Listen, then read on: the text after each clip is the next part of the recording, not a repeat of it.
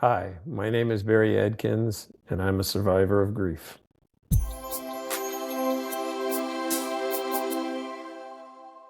Hi, all, it's Zoe here. Thanks for hanging out with me again today and joining the Surviving with Zoe podcast, a conversation where amazing and inspirational survivors from all walks of life share their personal stories and expert advocates educate you, our audience, in order to break stigmas and taboos regarding mental health and trauma, kind of like free therapy and permission to always give yourself grace and compassion, as we are ultimately all just surviving every day. Before we dive in, we would like to add a trigger warning for anyone that is vulnerable to particular issues. Please pause if needed and check out our timestamps in our description if you need to skip ahead. Lastly, if you could please hit the subscribe button and follow us on Spotify, Apple, Instagram, and TikTok.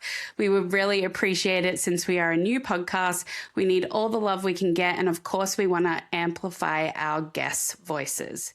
Our guest today is Barry Adkins, a father whose life changed forever after the tragic loss of his 18-year-old son, Kevin, who died from alcohol poisoning on the very day he moved out on his own. In the midst of unimaginable grief, Barry embarked on an extraordinary journey, carrying Kevin's ashes in his backpack while walking a monumental 1,400 miles from Arizona to Montana, sharing his son's story along the way at churches, treatment centers. Since then, he has spoken to over 400,000 students and parents, using Kevin's story to spark powerful conversations about choices, addiction, parenting, forgiveness, faith, and resilience. Through heartbreak and healing, Barry's mission is to transform loss into a message that helps others make life-saving decisions and warn about the dangers of binge drinking. Barry, I'm so sorry for the loss of your son, Kevin, but I'm also excited for you to share your purpose today. Welcome to Surviving with Zoe. Well, thanks for having me on. So, Barry, in your own words, are you able to just take us back to the beginning and tell us Kevin's story? So, in elementary school here in the U.S., you have to go in for these things called parent-teacher conferences, right? And I knew what Kevin's grades were like when I walked in there. He was not a good student. He was a lot like his old man. But the teachers always tried to find something nice to say about him. And they always talked about how kind he was and what a good heart he had. He actually befriended a boy named David when he was in third grade. David was in a wheelchair. Absolutely nothing wrong with David except his legs didn't work. But because he was in a wheelchair, it made it a little harder for him to make friends. Kevin was that guy. Kevin was that guy that made sure that David got out to the playground, back to class. And when they could talk David's mom into it, she'd drop him off over to our house. Third grade boys, sometimes they have unusual rules. Well, one of the rules those two boys had was that wheelchair never went in the house. And you wonder, how did David get around? He was a pretty small kid. He could get up and kind of army crawl around the house and pull himself around. But one of Kevin's other shortcomings was patience. He didn't want to have to wait for David to crawl from one end of the house to the other. So he would just go grab David by his arms and drag him through the house. They had a lot of fun together. As he got older, he got his driver's license and his cell phone. He used to come home and tell me stories that honestly scared me to death. Because he's that guy that stops on the freeway and gives a complete stranger a ride or helps them change a tire. Whatever they needed, he'd help them out with it. In the fall of his senior year in high school, his older sister gave birth to a boy named Colin. She was still living at home. She was working, going to school, getting her life together. And this meant we had to watch Colin at night while she was at school. Most nights, when she got home from school, Kevin was asleep in her room with Colin. Colin has no memory whatsoever of his Uncle Kevin. So as I said, he wasn't a very good student. He was actually flunking his English class in March of his senior year in high school, and he needed it for graduation. And you know what he would say when I would talk to him about it. Yeah, Dad. Don't worry about it. I'll take care of it.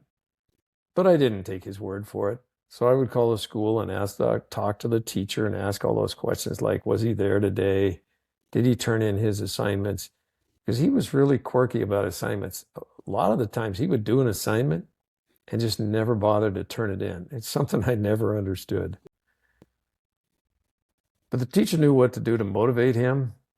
So she would go back into class and report back to him in front of all of his buddies that his daddy called to check on him. And then I got the phone call, right? Knock it off. Stop calling my teachers.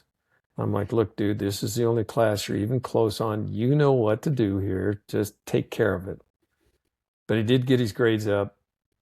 He did graduate. And after the high school graduation ceremony, he gave me a hug and whispered, thanks for not giving up on me, Dad.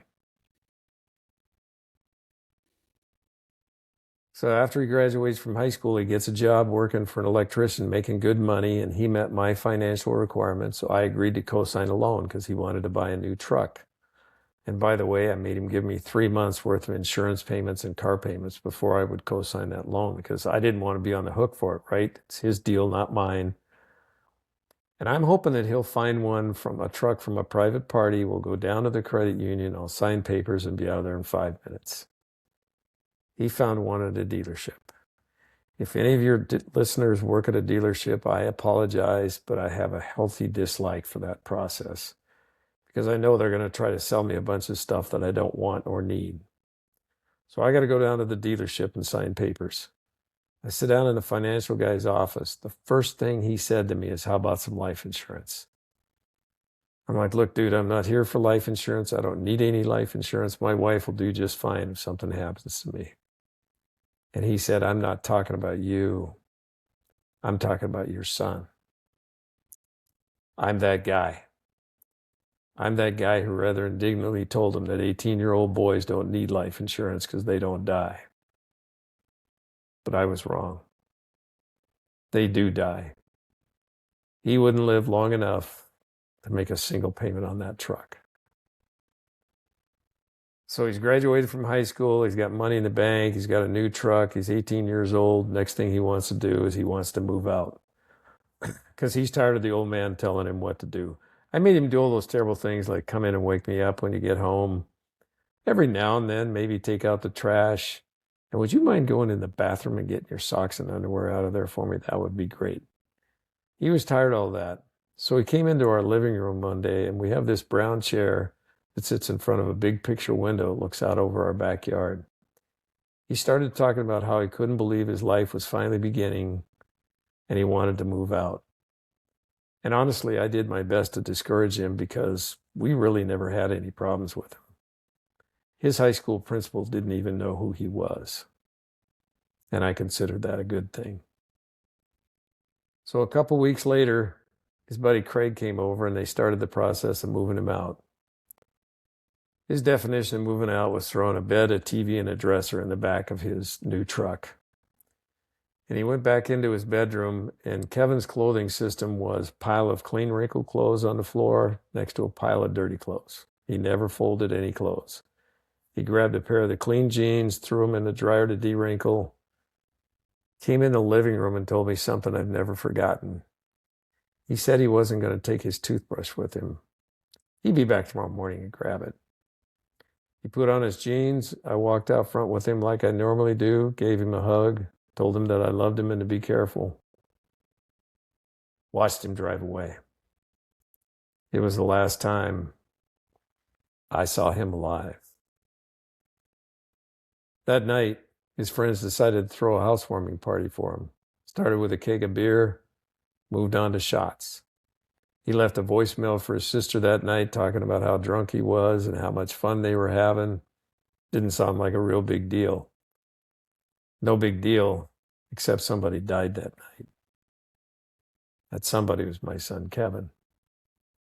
He passed out a short time after he left that voicemail. People at the party laid him in his bed on his side in case he vomited, but the party was still going on. They actually went in and shaved his head and his legs while he was passed out because he's just passed out, right? But his buddy Craig was worried about him, kept going back in to check on him. Around 4 a.m., calls started coming into 911.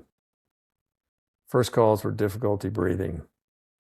Next calls were not breathing. My son died alone in a hospital while I slept peacefully in my bed. The next morning was Sunday morning. My wife and I are sitting around drinking coffee, talking about what we're going to do or not do that day. At about 8:30 in the morning, the doorbell rings, and we're looking at each other because we weren't expecting company. And I open the door, and I see two police officers and somebody in plain clothes at my front door. Should have been a big red flag, right? It should have been, but I'm that guy. It didn't even occur to me that something bad had happened. I actually joked with them as they came in, thinking this had to have something to do with a dog or a parked car. I had nothing. They didn't laugh at any of my jokes. One of the officers and the person in plain clothes stayed by the front door. The other officer walked in and stood in front of that brown chair that Kevin had sat in 2 weeks before and talked about how his life was finally beginning. He said there'd been an accident. Your son is dead. We asked who, because we have a number of children. They said it was Kevin, and they handed me his driver's license. There's something pretty final about it when a police officer hands you your child's driver's license. Because until that exact moment in time, you're holding out hope. You're holding out hope that this is all a big mistake. You have misspelled the last name. Get out of here. You need to be 3 streets over, or at least next door. Any place but my place. But when they hand you your child's driver's license, you know he's gone and he's never coming back. One of us finally asked what the probable cause of death was. The officer said it was alcohol poisoning. We found out later that that is indeed what happened. His blood alcohol content was 0.36%. Very drunk. It's the only statistic I ever mention, and the only reason I ever mention it is if you're ever in that situation, think about Kevin's buddy Craig. It's a night he'll never forget, I promise you. I can only describe the days, weeks, and months after that as dark. I was angry with God, and I had a conversation with him that was rather unpleasant because I simply didn't understand why God would take my son at such a young age. And I tried to bargain with him, right? Hey, you're God. Back up time. Take me. Let my son live. And I don't think I'm alone as a parent in that thought process. A couple of days later, I had another life-changing event. I'll do my best to describe this. I was laying in bed. It was about 4 o'clock in the morning. And I can only describe it as I thought someone had walked in the room. And then there was a light I'd never seen before and haven't seen since. And there was a message. And the message was that Kevin didn't suffer and something very good would come from this. Why God chose me for this message, I have no idea. I'm probably not the right guy. And I'm not here to tell you it made everything okay, because it didn't. But it did give me a mission to try to make something very good come from what happened to Kevin. We decided to have Kevin cremated, and I got a call a few days later that I could come and pick up his remains. So I went down to the funeral home, walk into the funeral home, and they're playing nice music in the background. They've got pictures on the wall. They take me into an office, sit me down in a big, comfortable chair, the big desk in front of me. Funeral director walks in, sets an urn down in front of me. An urn that holds all that remains of the kid that I burped, changed his diapers, coached baseball, basketball, soccer, football. I taught him to shoot a gun and swing a golf club.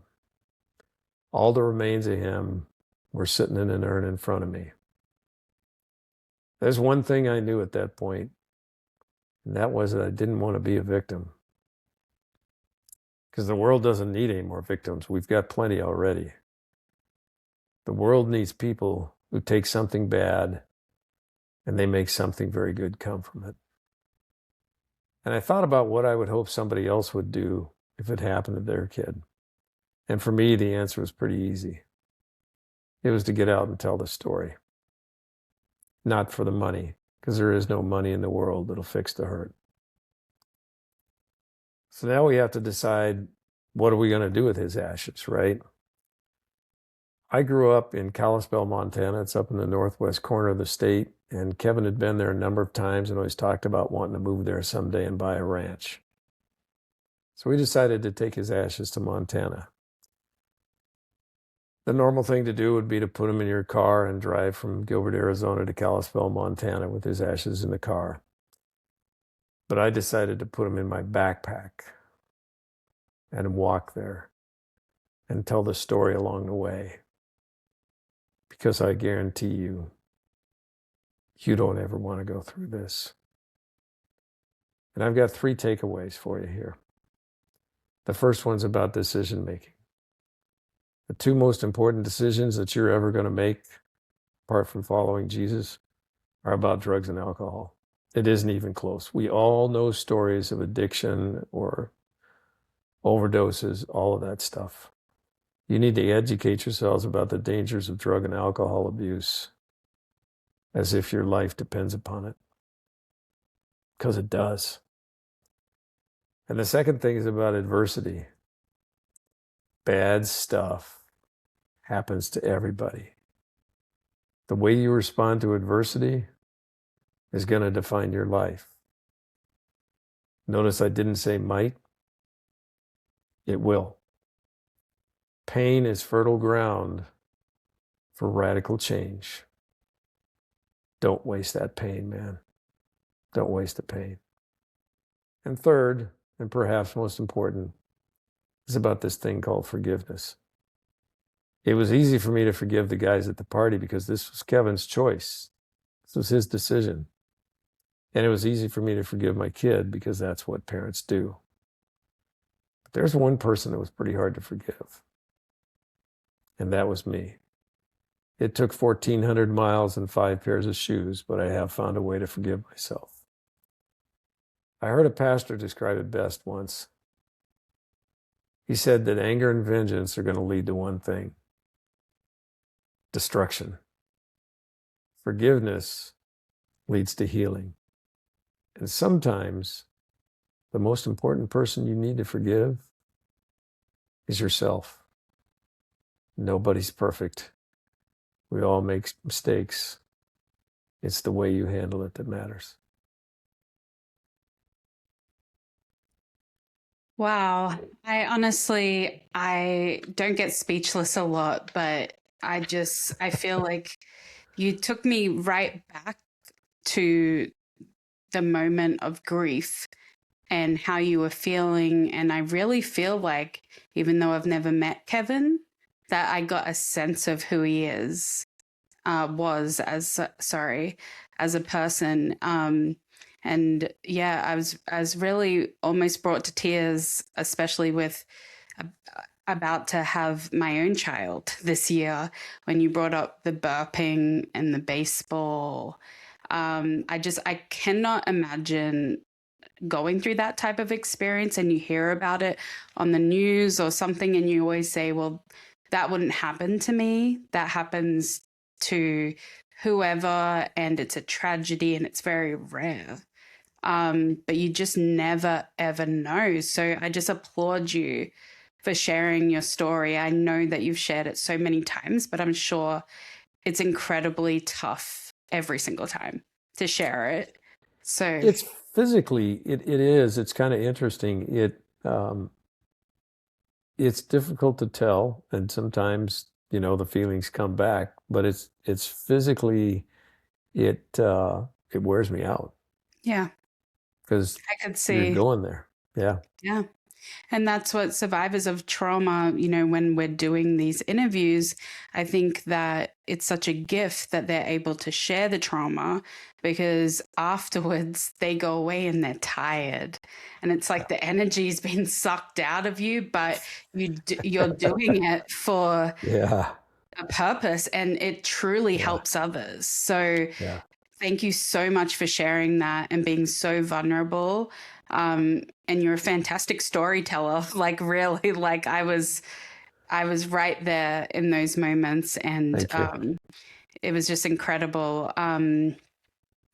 I want to just start honestly with forgiveness because I'd love to dive into grief. And I know the 7 stages of grief, and you talked about bargaining and anger, and I haven't ever really thought of forgiveness. Like I know that there's survivor's guilt if someone passes away, and you feel like, oh, as especially as a parent, like it should have been me.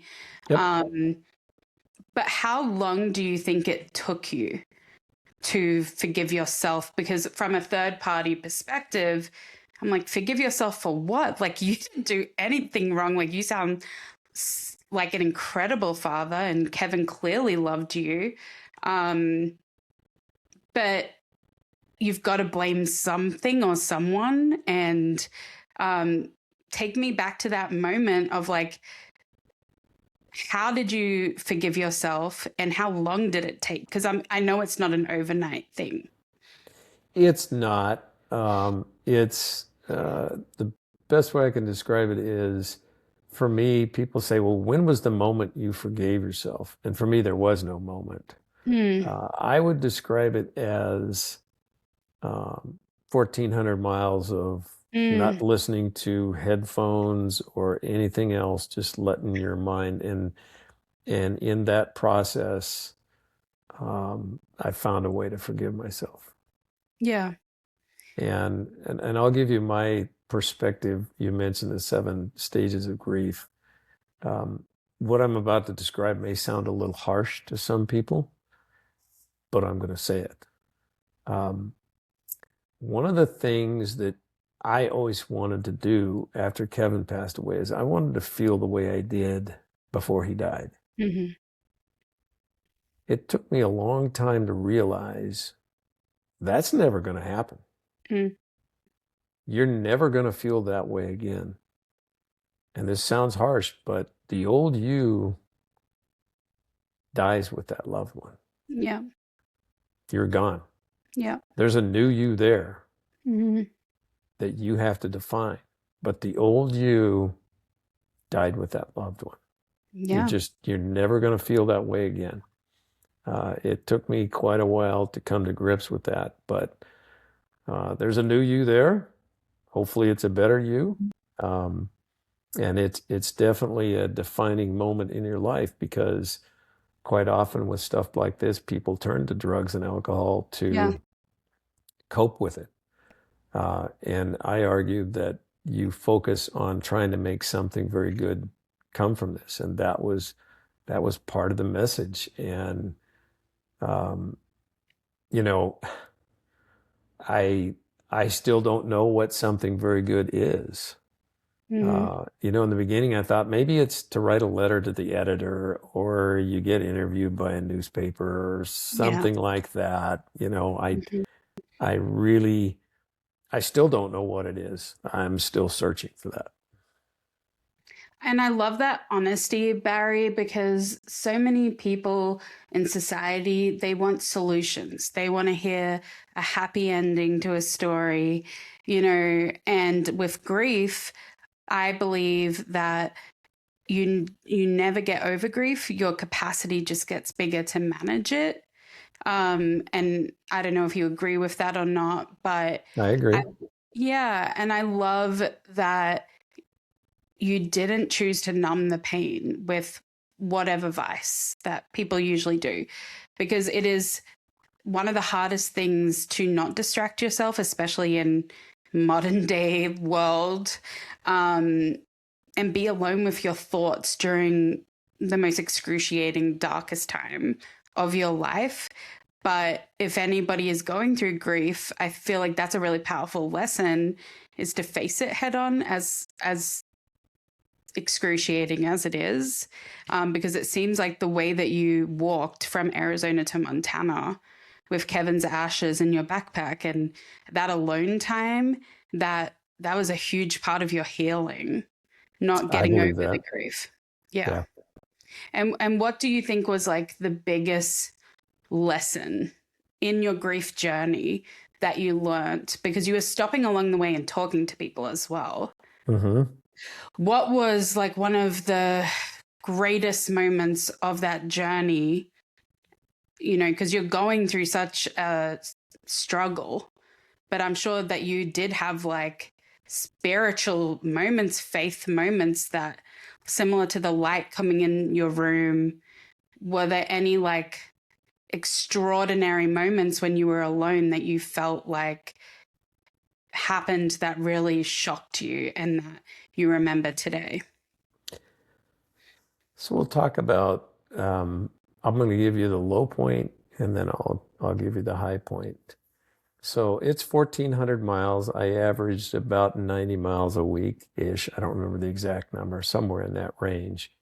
Um, Getting out of Arizona, believe it or not, Phoenix, Gilbert area is at 1,300 feet. Flagstaff is about 7,500 feet. And there are a bunch of up and downs between here and there. And the low point actually was before I got to Flagstaff, because um, one of the questions I get asked a lot is, did you ever think about quitting? And the answer to that is no. But I wasn't very far into this journey before I started wondering what I got myself into. Because, I had plantar fasciitis, I had blisters, sore knee, ingrown toenails, I spent a lot of time at night managing things. Mhm. But I realized that my thinking was wrong, because in my mind, I'm thinking, man, I feel like this and I still got 3 states to go. I still got to go through Utah, Idaho, and Montana. Yeah. So I changed the way I was thinking. I blocked out those states. My wife, Bev, met me about every 3 or 4 miles. I started thinking about walking another 3 or 4 miles, sit down for a few minutes, and then get up and do it again. And I blocked out that 1,400-mile number. And it's a great metaphor for life, because, as the saying goes, most people overestimate what they can do in a day and underestimate what you can do in a lifetime. And by taking little steps, and walking to Montana is a great one, it's step by step. There's no shortcut. It's step by step. Mhm. Probably there was a lot of cool things that happened. I could probably talk for an hour about a lot of them, but probably the coolest thing was, I spoke at Flagstaff High School, and I don't remember, it's in the book, probably another 3 or 4 days later, I was north of Flagstaff. Um, I saw a car go by and their brake lights went on, which happened a lot. People would stop and ask me if I need a ride or what are you doing out here in the middle of nowhere. And a guy gets out and he comes up to me and he says, "Are you the guy that spoke at Flagstaff High School, last week or whatever?" I said, "I am." And he gave me a hug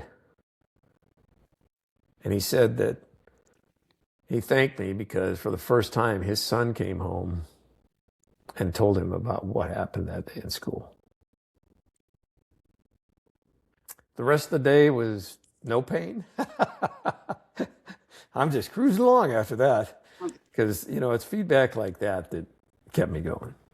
Oh, absolutely. Because, like you said, education surrounding drug and alcohol use is needed, like your life depends on it, because you think, oh, this will never happen to me or my kids or whatnot.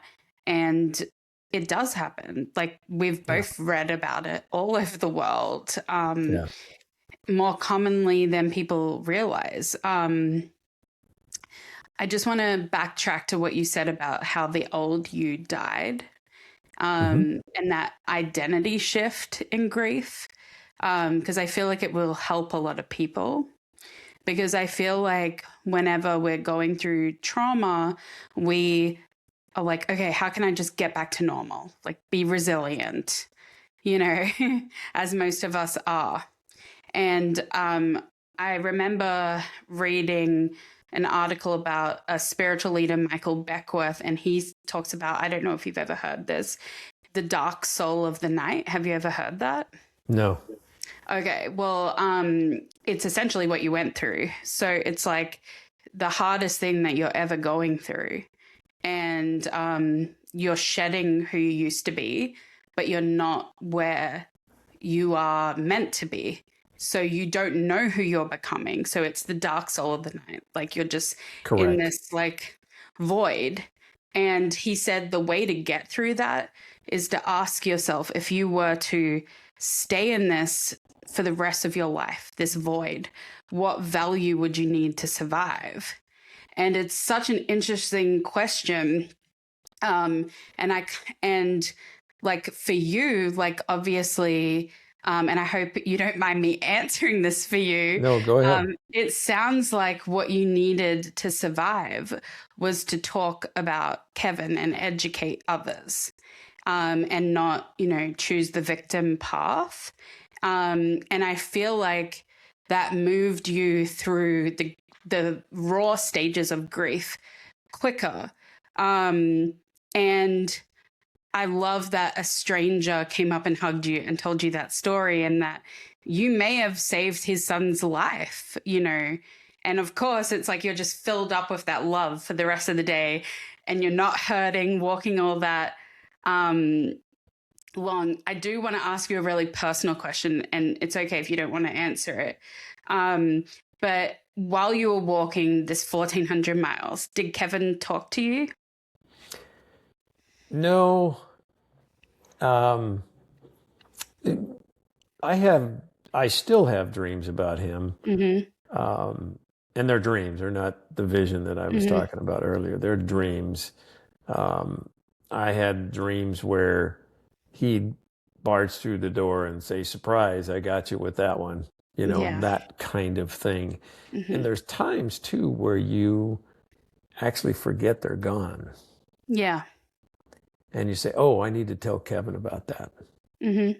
Oh, that's right. I can't tell him about that.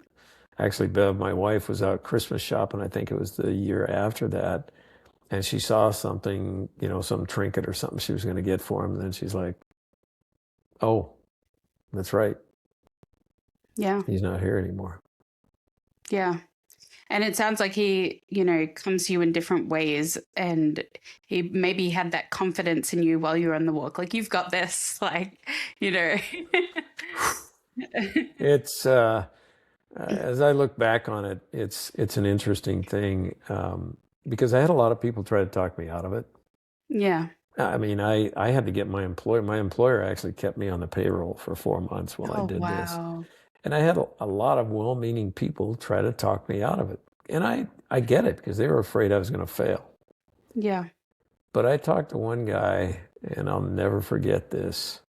We were talking about, I'm like, "Man, I don't know. There's a lot of opportunity for disaster here." And he said, "Well, how do you think you'd feel about it in 5 years if you don't do it?" I love that And for question. me, it changed everything for me. And it's Mm-hmm. kind of the way I look at things, new things that I'm working on now about Kevin's last walk. But Mm-hmm. you look at it because, okay, maybe I could put it off, but then maybe I'm not physically able to do it 5 years from now, Yeah. right? Maybe 5 years from now, I think, "Oh, I'm going to go do that." And I can't do it for whatever reason. It was one of those things where you don't want to regret not doing it. And bold steps have their risks. I mean, I could very well have gotten hurt, could have got hit by a car. Right. I got sick. I planned for weather days and sick days because we left in February from here. So we got into snow and that kind of stuff. But I didn't have a single sick day or weather day the whole time. I had days I didn't want to go, but I always thought, well, tomorrow might be worse, so I better go out today. Yeah. And I love that you got rid of the counting down the miles as you walked. Because like it is a great metaphor because everyone, no matter what they've been through, can apply that to their lives because we're just hardwired to track our progress. And, you know, I've lived in Idaho and Arizona, and so Yeah, it's a long journey. it Like is. beautiful scenery, but that's a long journey. Yeah. So um I do want to ask you about your anger. You know, obviously you have a strong faith with God, and different people deal with spirituality and religion during grief in different ways. Are you comfortable to share, like, how you navigated your fury, like, during those days, like the day-to-day things I'm talking about, like for someone listening that's in the thick of grief, and what types of tools were you eventually able to have to get you through that anger during that time? The best advice I can give you there is don't play the blame game. Mm-hmm. That was something that from day one I told everybody, there's plenty of blame to go around here, Mm-hmm. and I'm not going to play that game. Mm-hmm. Blaming each other is not going to bring him back, and nothing productive is going to come from it. Yeah. So we just didn't play that blame game. Mm-hmm. Sure, there's people that there was a 28-year-old at the party that, should have known better. But do I Yeah. blame Mikey for this? Yeah. No. And I don't blame, anybody for any of it. It's just, it happened and all we can do is move forward. And everybody manages that differently. I didn't get involved in changing any laws or creating a law for Mm-hmm. Kevin or anything like that. I focused on telling the story because I feel like that's what God wanted me to do.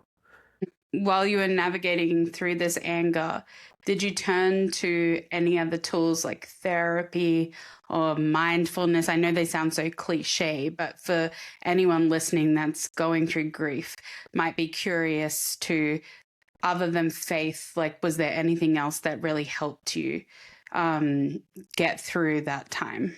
The focus was really on making something very good come from this, 100%. Um, Again, I'll give you my perspective on therapy and group stuff, that kind of stuff. I will just say, don't feel bad if you don't think it's the right thing for you to do. Because what happens with some of that is you go in to do this stuff and you drudge up very negative things. And it's not for everybody to drudge up those negative things every 2 weeks or every month or however often you do it. If you don't feel comfortable with it, don't be surprised. You're not the only one. If it's good for you, then it's good for you, right? And I'm not saying that you never talk about him, because I think one of the other things there is, I think it's healthy to talk about him and all the silly, stupid stuff he used to do. Don't act like he never existed, because I don't think that's healthy either. Hmm. I mean, don't be afraid to mention him. We Yeah. still talk about him. I'm in contact with his friends still today. Oh, I love Uh, that.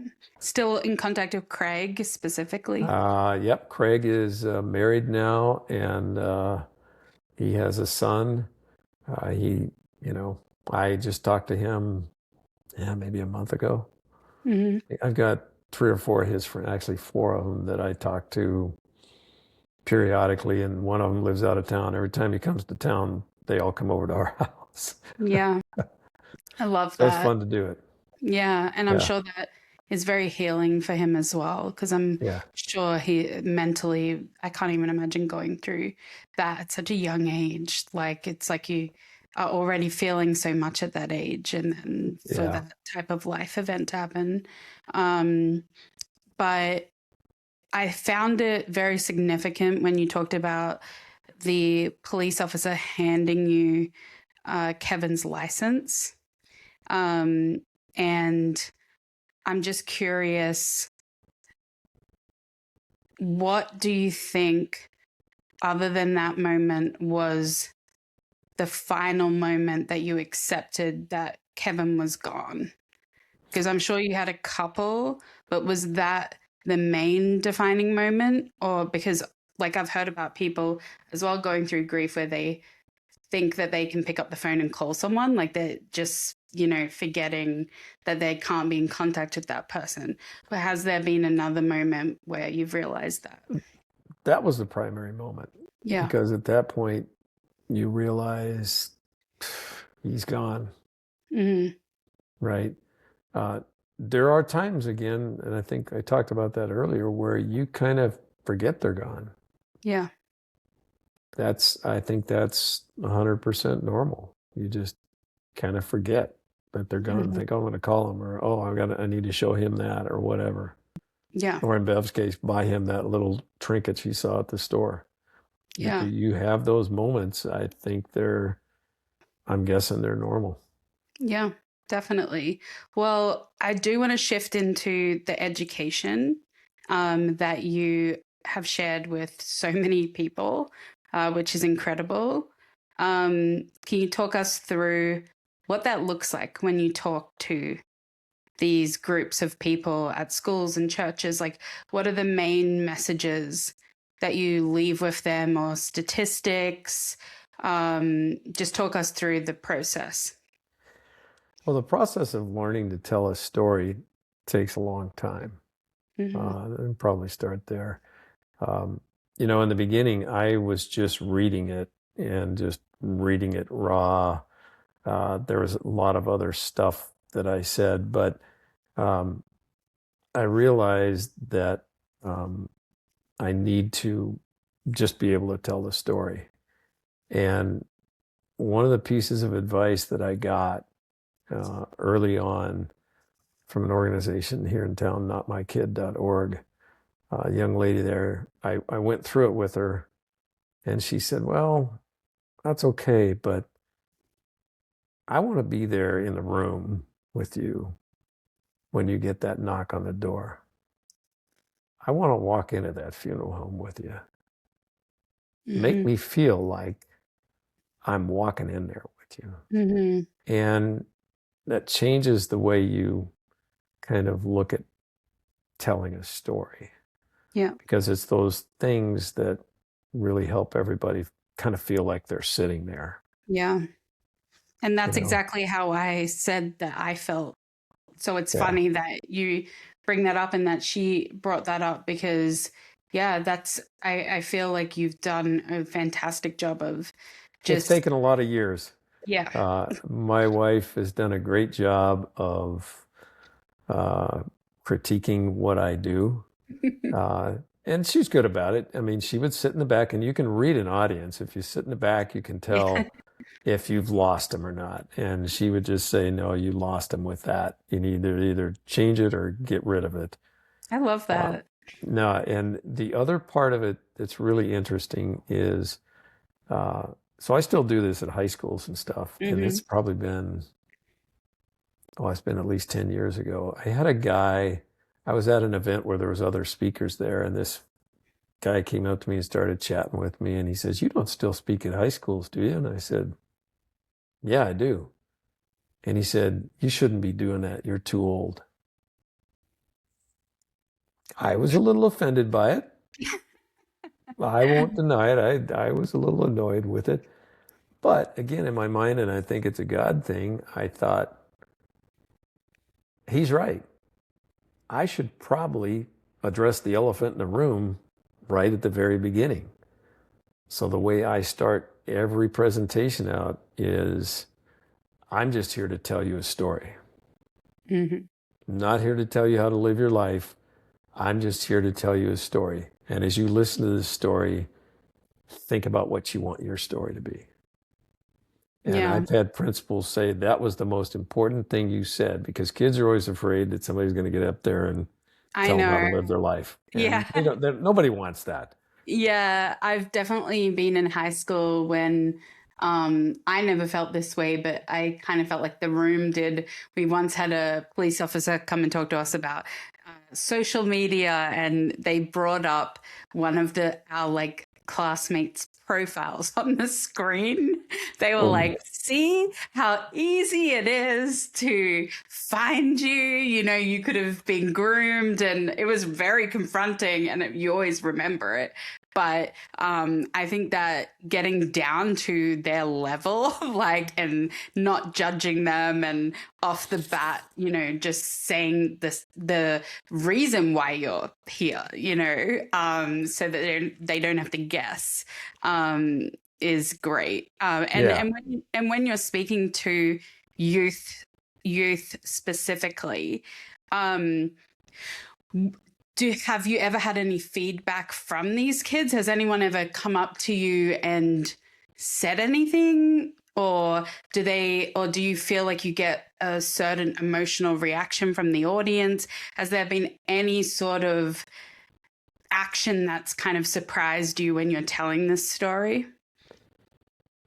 They come up. I have to, it's funny because I think a lot of times they're intimidated. I'm not a very big guy, I'm 5'6" or something, but they're intimidated by that. But I'll get three, four, five, six, seven kids that'll come up, and a lot of times they've recently lost someone, Mm. and they want to talk about it. And actually, one of the schools here in town, she had them write me. She said them write me thank you notes. I've got, I don't know, hundreds and hundreds of them back there, Mhm. which you would normally think, well, it's a high school student. They'll say, hey, thanks for coming. Yeah. But the things they said in that, I actually documented. I've got a document where I summarized what they said in their own words. Like one of the kids said, thanks for coming in and teaching a bunch of unknowledge kids about alcohol.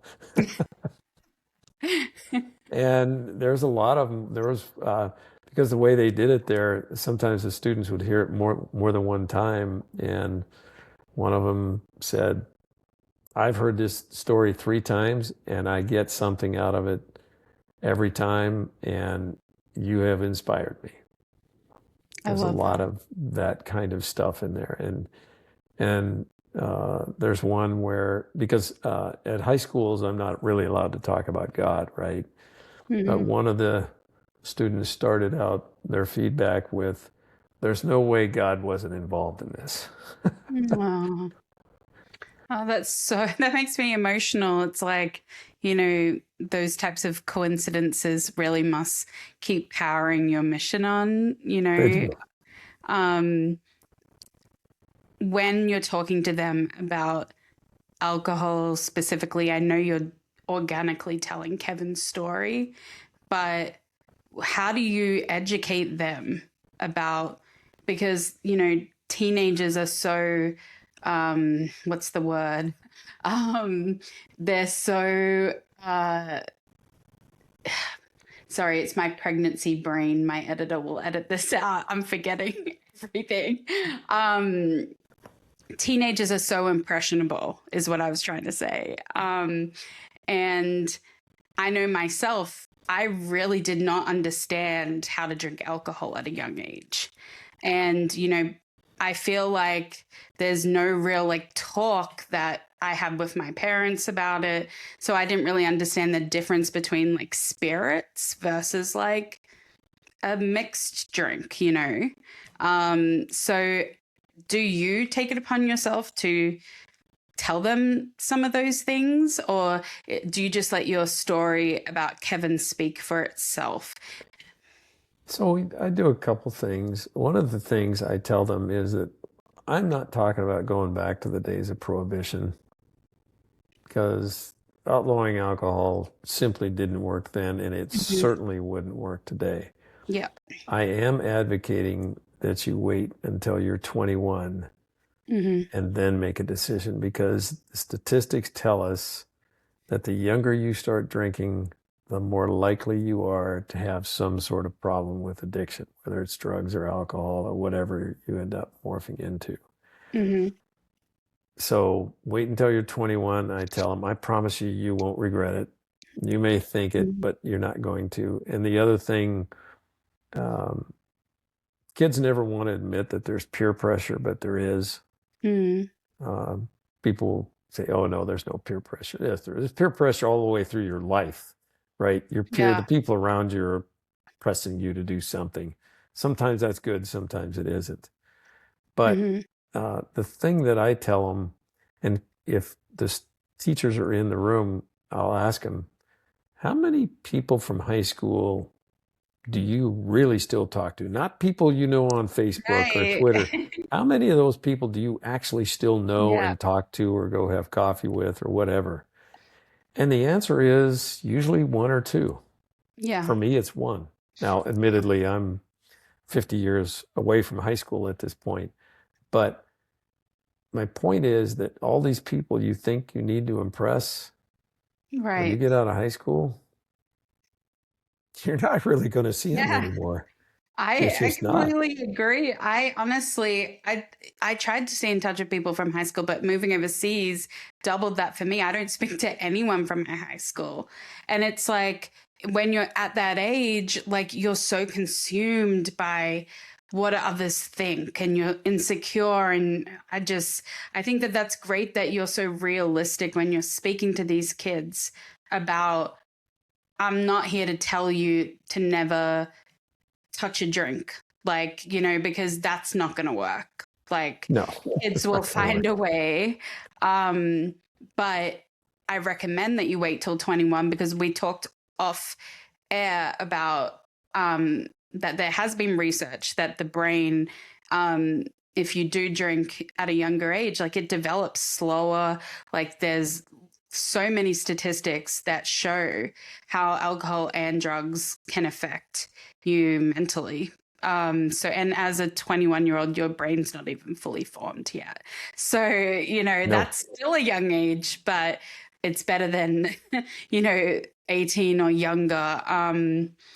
And so those are the reactions that you get from kids. What about parents when you're talking to parents? Because I'm curious if there's any parents that are listening. Um, are there any like signs or um, warning moments that this could happen to their child that you kind of make them aware of when talking? Be suspicious. Uh, Hmm. but, one of the things is it's just tough to have that conversation with your kids, right? Yeah. And I will say that I tell the same thing to parents that I tell to students. Nobody ever wants to start that conversation. Hmm. Nobody ever wants to. Hey, we're going to sit down and talk about drug and alcohol abuse tonight. Yeah. But let them overhear you saying something to a friend. Interesting. And the same thing. So if your parents hear you talking to someone and you say something, yeah, I'll be there tonight. It's going to be a really good time, or whatever. Parents say, wait, what's going on? It kind of opens up the dialogue. And the same thing for parents. A mother and father can be having it. You can find stories online about, uh, alcohol poisoning or drug abuse or any of that stuff.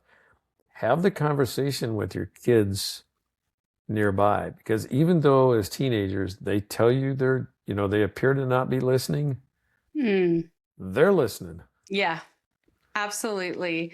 I mean, honestly, just the amount of lessons that I learned growing up from my parents' actions, not even words.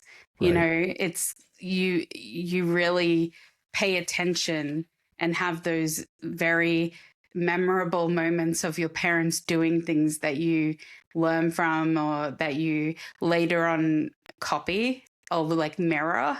So I think that's really important for parents to know that even if kids look distracted, that they're listening. So Yeah. I think that that's really interesting because to not invade on their privacy, but to just be suspicious and keep like an ear out for, they're really excited, for that type of event. I thought we'd talk a little bit longer, but honestly, you've covered so much. Is there anything that I've missed that you would like to address? Two things. Hmm. I'm always happy. I don't charge for what I do. If I Hmm. have to travel outside of Arizona, if there's travel costs, I do charge for that. I'm happy. I've told this story in front of 5 people and Hmm. 1,500 people. I don't really Yeah. care. It doesn't matter to me. Hmm. Second thing is, one of the more common questions I'm asked is, what's next for you? Hmm. And I always think, well, I wrote a book, I walked to Montana, told the story all these times. Does there need to be a next? Hmm. And again, I think it's a God thing. 'Cause someone had said, well, why don't you set up a walk? And I thought, oh, I don't want to do another walk. Everybody does a walk, and you take all the time to set things up, and 30 people show up. Yeah. But what occurred to me is, what if we challenged other people to do what I did? Yeah. And we're calling this the Million Mile Challenge. And what we're going to do is you're going to be able to freely define how far you want to walk, how Hmm. long it's going to take you. We want to hear your story because those stories need to be out there. So there's going to be the ability to post a picture and tell us your story. I love that. And together, I think we can get to 1,000,000 miles. I hope I that's love the that. goal. It's not complete yet. Obviously, it's going to be millionmilechallenge.com when we're there, but it's not there yet because there's a lot of doing a website like this is a little different Yeah. because we're going to have a leaderboard. We're going to have the ability for you to sign up, tell us why you're doing it, and then invite or challenge other people to do the same thing. That's so inspirational because I feel like everyone has a story and Exactly. just like instead of talking about it, walking, like it's just like, if you're like it's a great another great metaphor is if you don't know how to get through grief or a hard time, maybe it's just getting out there and moving forward in some sort of way. And doing So, it for a reason, right? You're yeah, trying to raise awareness yeah, yeah, because definitely. prevention is, for me, I want to raise awareness around prevention because prevention is guys like me and other people going to schools and speaking, and they do different things at schools, small things at schools. But the rehab industry in the US is somewhere around $35 billion a year. Right. And we've got to figure out a way to prevent people from getting into that. Yeah. And what do you think that one of the main points of prevention is for those struggling with addiction or not educating themselves about different substances? Well, with addiction, again, there's a lot of different tools out there. I've heard a lot of stories, and almost every one of them, yeah, there's treatment centers and that kind of stuff, but every one of them woke up one day and said, "This is stupid. Mm. I'm not going to do this anymore." Hmm. And those are the most common stories that I hear. But Hmm. if you don't start, that's the time. That's prevention is where it's at because nobody ever plans to become an addict. Yeah. You just get drawn into it slowly, and the next thing you know, there you are, and you're addicted to it. And that's the difficult part where Yeah. there is no silver bullet for that. Yeah. But lean on your faith. He's there, he'll help you. But it's nobody just, I mean, when you look at pictures, and I've seen them online where, here's a picture of an 18-year-old kid with his whole life ahead of him, and then you see a picture of him 10 or 15 years later where they've been an addict for 15 years. That gets into kind of scare stuff, but man, you look at some of those pictures and go, that person's only 30 years old. Oh my gosh. Yeah. They look like they're 60. Yeah, it was, I mean, I don't know much about addiction. So, it was very inspiring that it was like a true story about a father and a son. So, and also, Barry, I just want to mention, I just think it's such a beautiful coincidence that this is your purpose because, it doesn't sound like Kevin was an addict or, a bad kid in any shape or form, like the stories that you told about him helping his friend in the wheelchair and that he was just such a light in this world speak volumes. And you started off with the mission to talk about his story, and I think for anyone listening who's wondering what their purpose is, when you're on the right track in life and you're moving quickly, you go into other branches of your purpose. And it sounds like helping people with addiction has also become something that, you're contributing to. So in saying that, I would love to know, what do you think Kevin would think of your journey so far? That's a hard one to answer. I'm sure he's pleased. But I guess, that's the thing. He's on the other side and he probably knew what was going to happen anyway. Mm-hmm. I'm sure he's pleased, but I'll find that out one day. I'm looking forward to that. Why do you think you are a survivor of grief? I am a survivor of grief because I've been obedient to God. And I know that He does everything for a reason. And that through that grief, you can become a better person. And that's what the Bible teaches me, is that grief will make you a better person. And it's up to you to allow that to happen, but it can make you a better person, because I wouldn't be doing this if that hadn't happened to him.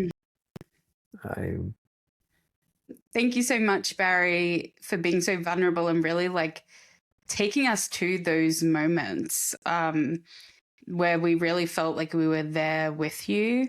And anyone listening that's going through grief or trauma in any way, I'm sure they're going to get so much out of this, and that you've already helped so many people and will continue to help more. Where can our guests reach you if they want to learn more about Kevin's story? It's kevinslastwalk.com or on Facebook. That's the primary one, the social media tool. It's Kevin's Last Walk, all one word, on Facebook. And that's where I post everything, where I put all the podcasts. There's a link to Facebook on kevinslastwalk.com as well. So